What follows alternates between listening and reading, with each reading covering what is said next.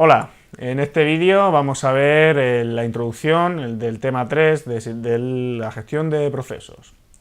La CPU es uno de los recursos más importantes del sistema y cuando normalmente vamos a tener muchos más procesos que CPUs, el problema que se nos deriva es qué proceso va a utilizar la CPU. Esto ocurre igual con otros recursos limitados, por ejemplo la memoria, ¿no? Tenemos una sola memoria y tenemos muchos procesos que quieren acceder a él. Esta alternancia rápida entre procesos, es decir, nosotros tenemos una CPU y vamos a tener muchos procesos que quieren utilizarla, es lo que vamos a llamar multiprogramación. Y es básicamente lo que va a dar la ilusión de paralelismo, es decir, lo que llamamos pseudoparalelismo. Es decir, tenemos una CPU y varios procesos que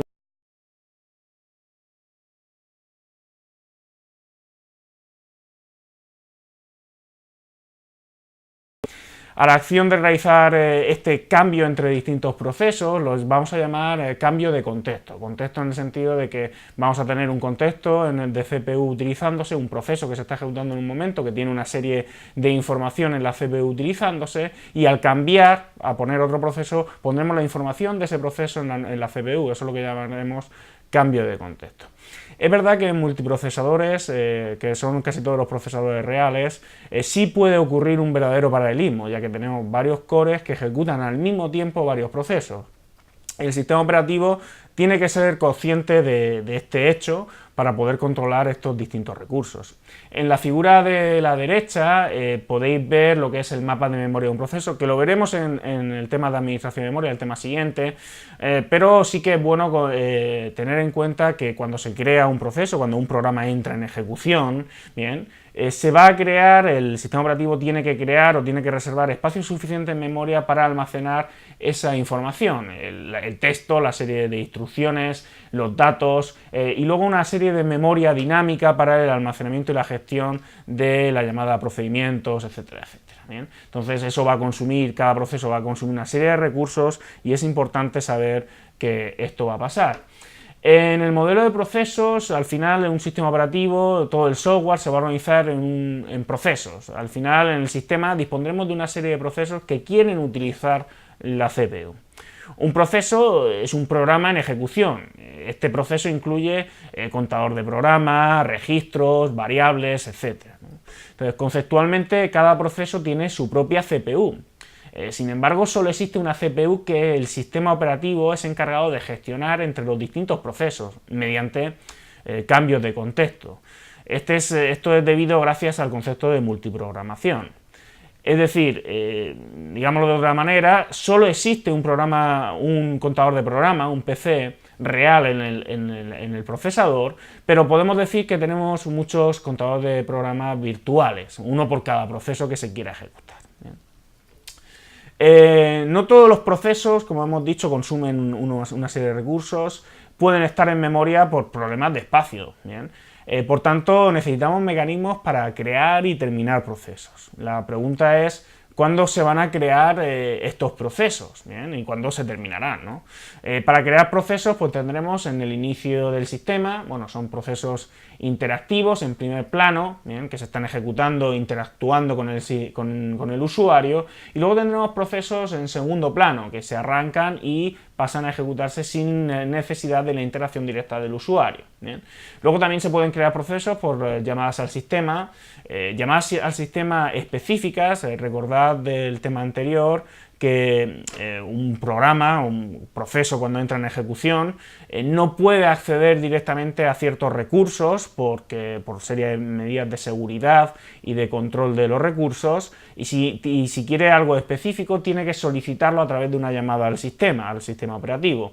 Bien, una de las llamadas que se puede hacer un proceso cuando está en ejecución es una llamada a crear otro proceso. Estas llamadas en Unix son el fork y exec, que ahora la veremos, y en Windows 32 a través del API Win32 el create process. Bien, al final lo que podemos conseguir es que un problema se divida en varios subproblemas, en varias subtareas que se la ejecuten distintos procesos. Bien.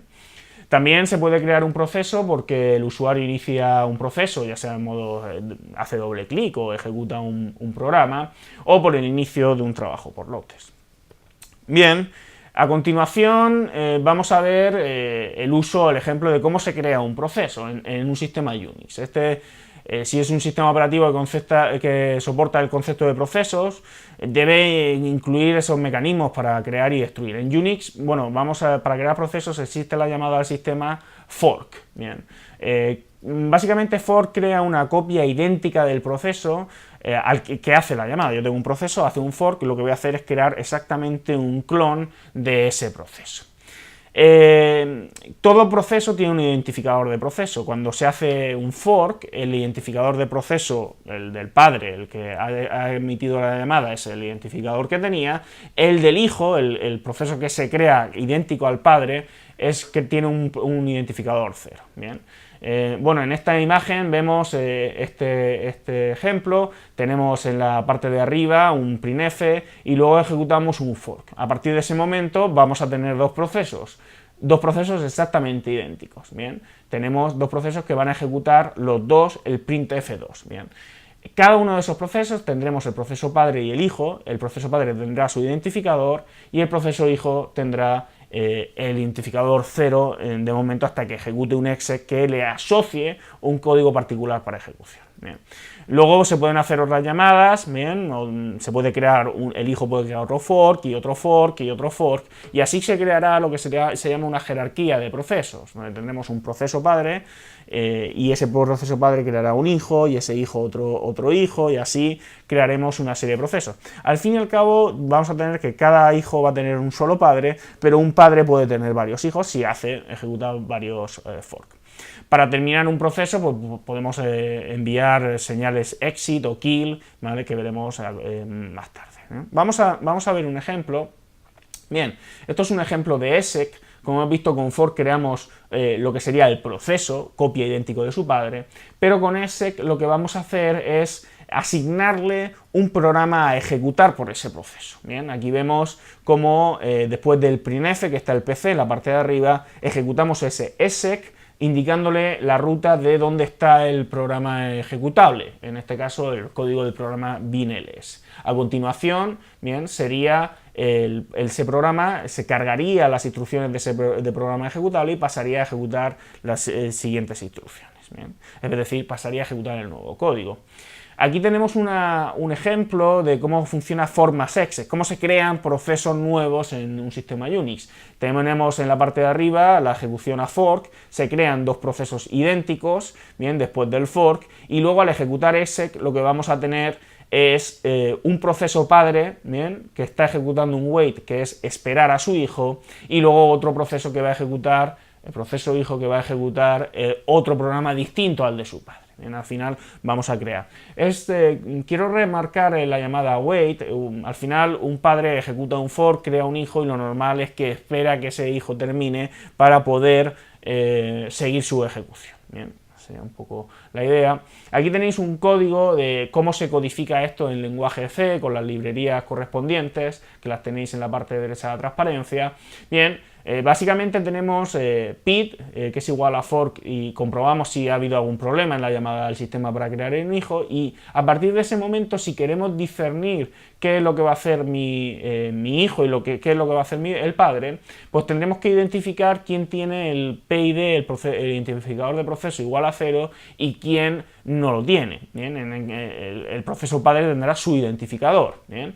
Fijaros en if PID es igual a 0, pues el hijo, ¿vale?, va a ejecutarse y ejecutará el printf, que no lo va a hacer su padre. Bien. Su padre se meterá por la rama del else. Eso es simplemente para que veáis un poquito cómo funcionaría, porque a partir de el fork vamos a tener dos procesos que se van a ejecutar. Bien. Bien, hemos visto la parte de creación de procesos en Unix, bien, en Windows funcionaría de otra manera. Vemos ahora cómo terminan esos procesos. Un proceso pues, puede terminar por varias razones. De forma voluntaria, mediante la ejecución de un exit o en Win32 de un exit process. Terminación por error. Bien, que también sería voluntario, es decir, por ejemplo, en el código que hemos puesto anteriormente hemos detectado que si hay un error, eso sería una una terminación por error, pero voluntaria, en el sentido de que nosotros hemos preparado, hemos emitido un mensaje de error y hemos preparado y hemos indicado el código de error con el exit. Pero además de eso, pues también puede haber otros errores, error fatal, que esto ya sería algo involuntario, una operación que al ejecutarse, una división por cero, un acceso a memoria no válido, que en el momento de ejecutarse pues crea un error y termina, ¿no? Y luego también puede pasar que yo esté ejecutándome un proceso y que otro proceso me quite de la CPU, me elimine, ¿no? Esto sería de manera involuntaria y se haría mediante una llamada al sistema kill con la opción -9 para matar a un proceso de manera totalmente involuntaria. ¿Bien? Bueno, esto ha sido la introducción a los procesos y en siguientes vídeos nos veremos. Muchas gracias.